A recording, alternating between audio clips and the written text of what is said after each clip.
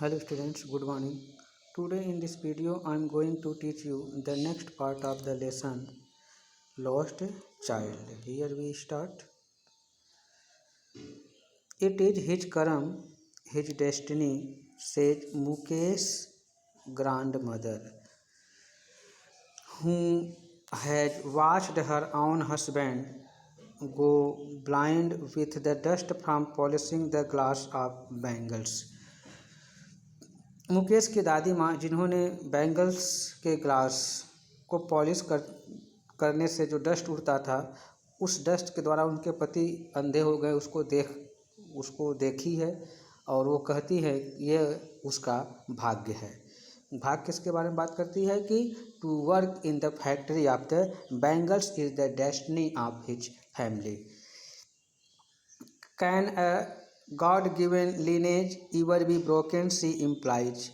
उन्होंने कहा कि क्या कभी the fortune that was made by God can never be broken. वह भाग्य जिसको ईश्वर ने बनाया है उसे कभी तोड़ा नहीं जा सकता है। Born in the caste of bangle maker, वह भाग्य कि जो बैंगल में बनाने वाले के परिवार में पैदा होना, जो भाग्य ईश्वर के द्वारा बनाया गया था, इसे कभी तोड़ा नहीं जा सकता है। They have seen nothing but bangles, way bangle के सिवा कुछ नहीं देखे हैं। कहाँ पर? इन द हाउस, घर में केवल बैंगल्स देखते हैं और कुछ नहीं। In the yard, in every other houses, every other yard, every street in Firozabad, प्रत्येक जगह वो केवल बैंगल्स ही देखते हैं, अन्य किसी चीज़ को वो नहीं देखते हैं। Spiral of bangles, sunny gold, paddy green, royal blue, pink, purple, every colour born out of 7 colours of rainbow, lie in malls in unkempt yard are piled on 4-wheeled handcarts pushed by a young man along the narrow lanes of the shanty towns। कह रहे हैं कि can a god given कि वह उसके सिवा, bangles के सिवा कहीं नहीं देखते हैं, चाहे हाउस हो, यार्ड हो, और कोई भी घर हो, यार्ड हो, फिरोजाबाद के हर एक गली में बैंगल्स ही बैंगल्स दिखती थी। स्पायरल ऑफ बैंगल्स, बैंगल्सों का एक स्पायरल था, गोलाकार झुंड था। बैंगल्स किस कलर के होते थे? Sunny gold, paddy green, royal blue, pink, purple, every colour born out of 7 colours of the rainbow. वो जो इंद्रधनुष के 7 कलर के, प्रत्येक कलर के वो बैंगल्स बनाए जाते थे वहाँ पर। और जितने बैंगल्स थे, लाई इन माउंट्स इन अनकेम्प्ड यार्ड, वो उस गंदे यार्ड के ढेर में उसको रखा गया था। और piled on 4 wheeled hand cart, एक हाथ से खींच करके ले जाने वाले गाड़ी में, 4 पहिए की गाड़ी में उसको रखा गया था। Pushed by young man along the narrow lanes of the shanty town, उस गंदे कस्बे की पतली गली से होकर के वह व्यक्ति उसे खींच करके ले जा रहा था।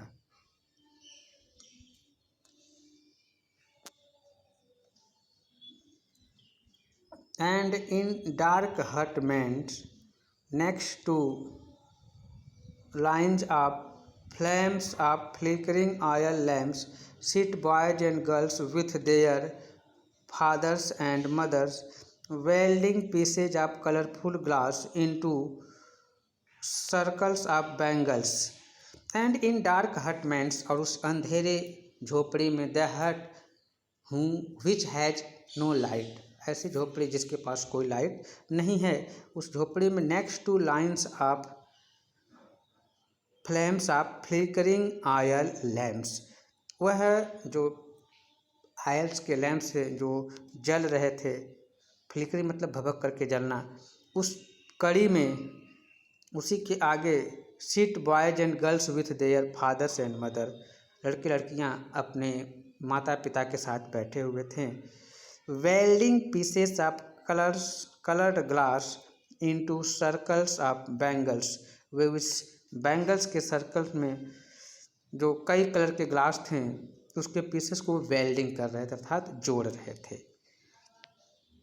Their eyes are more adjusted to the dark than to the light outside। और उनकी आँखें जो बाहर प्रकाश थी, लाइट थी, उसकी अपेक्षाकृत अंधेरे में ज़्यादा एडजस्ट हो गई थी, अर्थात वो अंधेरे में अच्छे से देख सकते थे। That's why they often end up losing their eyesight before they become adult। यही कारण है कि वे जब जैसे ही युवा होते थे उसके पहले ही वे अपने आँखों की रोशनी को खो देते थे। Savita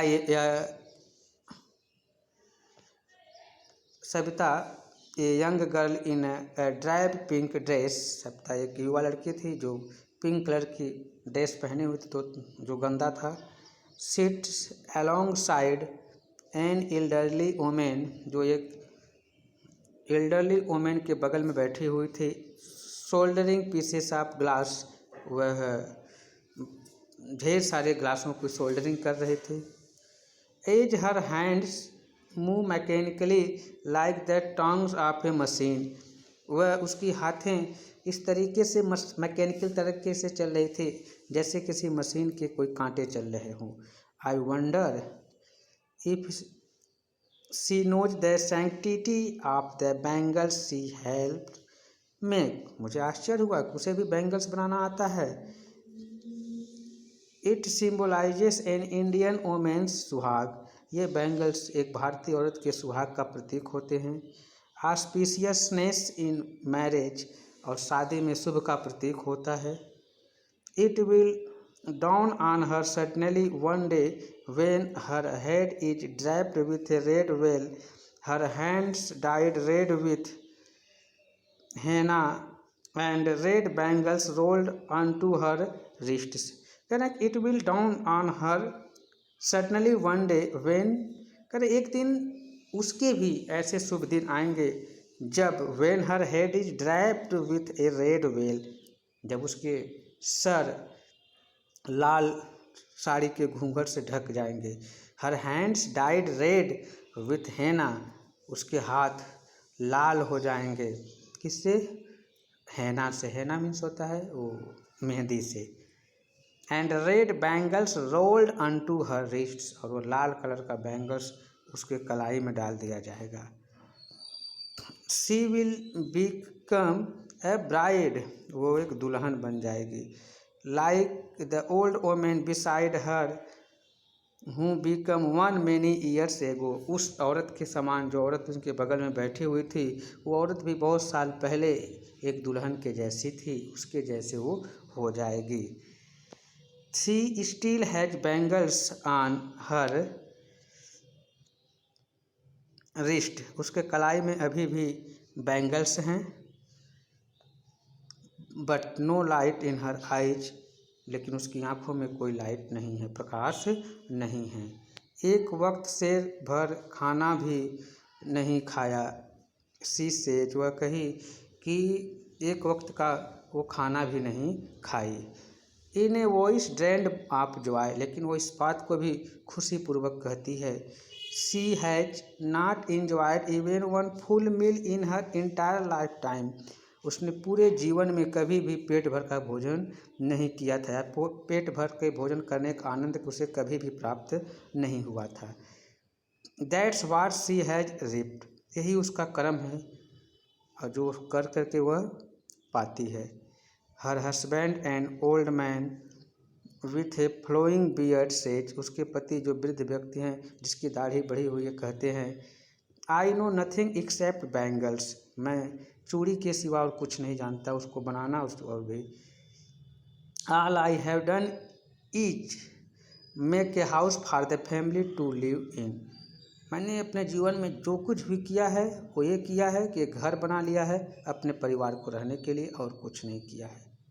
hearing him one wonders if he has achieved what many have failed in their life times. यह सुन करके एक ने आश्चर्य करते हुए चिल्लाया कि आपने तो वह चीज़ कार्य कर लिया है जो बहुत से लोगों ने अपने जीवन में कभी नहीं कर पाए। अर्थात उस व्यक्ति ने कमा करके घर बना लिया। ये बहुत बड़े कार्य था उस फिरोजाबाद के शहर में, क्योंकि फिरोजाबाद में जितने लोग काम करते थे वो केवल खा भोजन नहीं कर पाते थे, तो घर की बनाना दूर की बात है।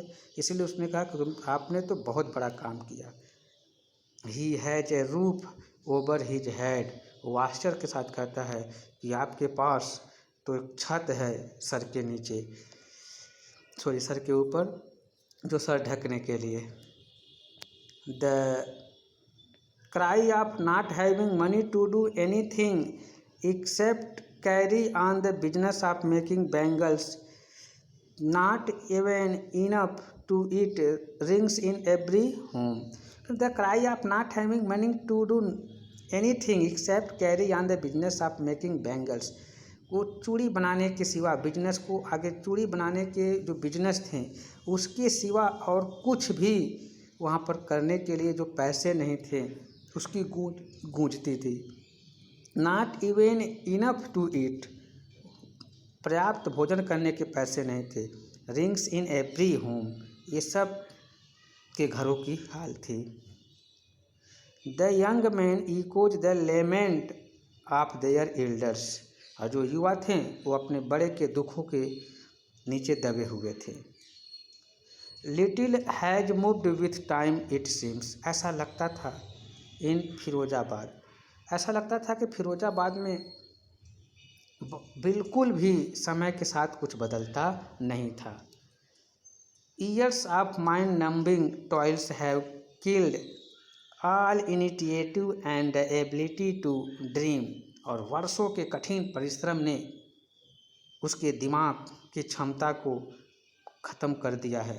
एंड एबिलिटी टू ड्रीम, और स्वप्न देखने की क्षमता को भी खत्म कर दिया है। Why not organise yourself into a cooperative, तुम क्यों नहीं किसी एक कोऑपरेटिव संस्था में काम करते हो।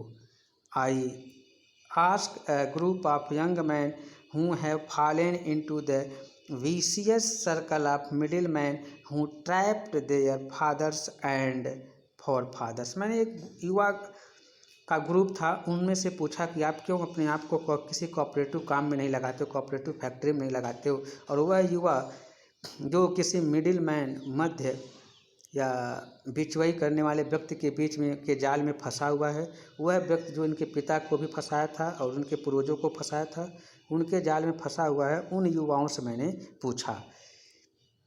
Even if we get organised we are the ones who will be hauled by the police, beaten and drag to jail for doing something illegal. कहने कि भले ही मान लीजिए हम लोग इकट्ठा हो भी जाते हैं, तो we are the ones who will be hauled up by the police, beaten and drag to jail for doing something illegal. तो हम लोगों को भी वही हाल होगा जैसे कुछ लोग पहले ऑर्गेनाइज हुए थे, एक हुए थे और कोऑपरेटिव काम करने गए थे, तो उनको पुलिस ने पकड़ लिया था और पीटा भी था, और उसको ले जाकर के जेल में डाल देते हैं कुछ गलत कार्य करने के या इलीगल कार्य करने के जुल्म में। देश से वे ऐसा कहें। There is no leader among them, उनमें कोई लीडर नहीं था।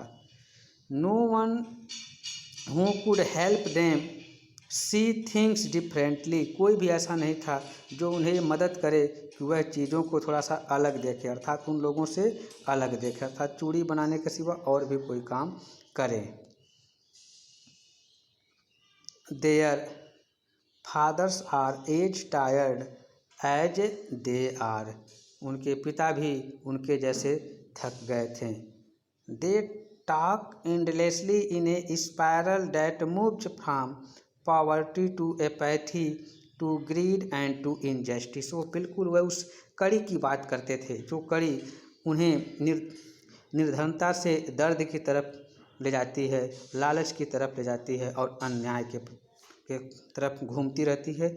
उसी कड़ी के बारे में बात करता था। कहते हैं उनके साथ केवल निर्धनता ही रहेगी, दर्द ही है, लालच और अन्याय ही उनके साथ होना है और कुछ नहीं होता है। लिसनिंग टू डेम, उन सभी की बातों को सुनने के बाद सुन करके, आई सी टू डिस्टिंक्ट वर्ल्ड, मैंने दो अलग अलग संसार को देखा। One of the family caught in A web of poverty, एक परिवार को देखा, उस एक संसार को देखा जिसमें एक ऐसा परिवार जो निर्धरता के जाल में फंसा हुआ है, burden by the stigma of caste in which they are born, और उस जात में वो फंसा हुआ है जिस जात में वो पैदा हुआ है। The other A vicious circle of the साहूकार, और दूसरी दुनिया वो धूर्त साहूकार की है। द मिडिल मैन, जो मिडिल मैन की है। The police man and the keepers of law and the bureaucrats and the politician, और दूसरी दुनिया किसकी है? साहूकार, middle man, politician, keepers of law, bureaucrats and politician की होती है। Together they have imposed the baggage on the child that he can not put down, और ये लोग साथ मिल करके उस बच्चे पर एक बोझ लाद दिए हैं जिस बोझ को नीचे नहीं उतार सकता है।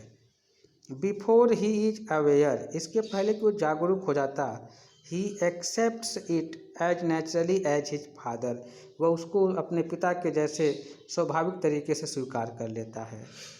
To do anything else would mean to dare, to do anything else would mean to dare, कुछ और करने का मतलब होता है कि साहस करना।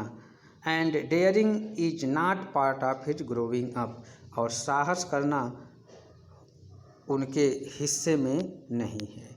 When I sense a flash of it in Mukesh I am cheered, जब मैंने इस साहस का एक फ्लैश मुकेश में देखा तो मैं प्रसन्न हो गया।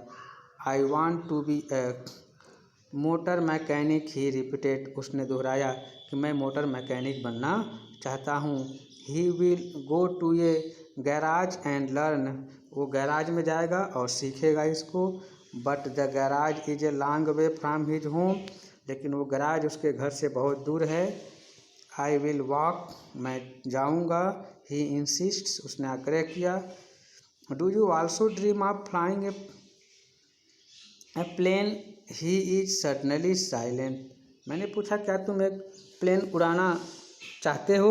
उसने चुप हो गया। नो ही सेज, उसने कहा नहीं। स्टेयरिंग एट द ग्राउंड, नीचे की तरफ देखते हुए। In his small murmur there is an embarrassment that has not yet turned into regret, थोड़ी सी उसके बड़बड़ाने में एम्ब्रेसमेंट था जो उसे कोई अफसोस नहीं था कि उसने कहा कि नहीं मैं इसे नहीं सीखूंगा। He is content to dream of cars that he sees hurtling down the street of his town, उसका वो उसी स्वप्न से संतोष था कि वो कार देखेगा, और क्योंकि उस कार को हमेशा अपने गली में वो देखता था। Few airplanes fly over Firozabad, और फिरोजाबाद से कुछ ही एरोप्लेन उड़ती थी, इसीलिए उसे एरोप्लेन उड़ाने की जो है स्वप्न नहीं देखता था, वो केवल कार को चलाने का स्वप्न देखता था। तो यहाँ पर ये वीडियो समाप्त होता है। Have a nice day, best of luck everyone.